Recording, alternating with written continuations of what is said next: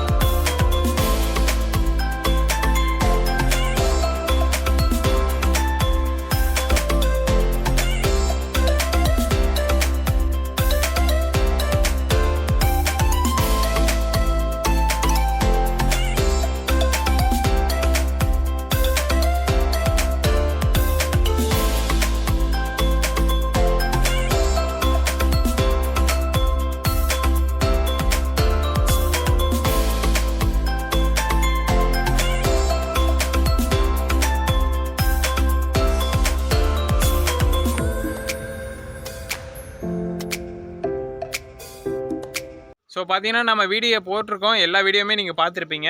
எந்த ஊராக இருந்தாலும் சரி முன்னாடியே சொன்ன மாதிரி டிரான்ஸ்போர்ட்டேஷன் பண்ணிக்கலாம்.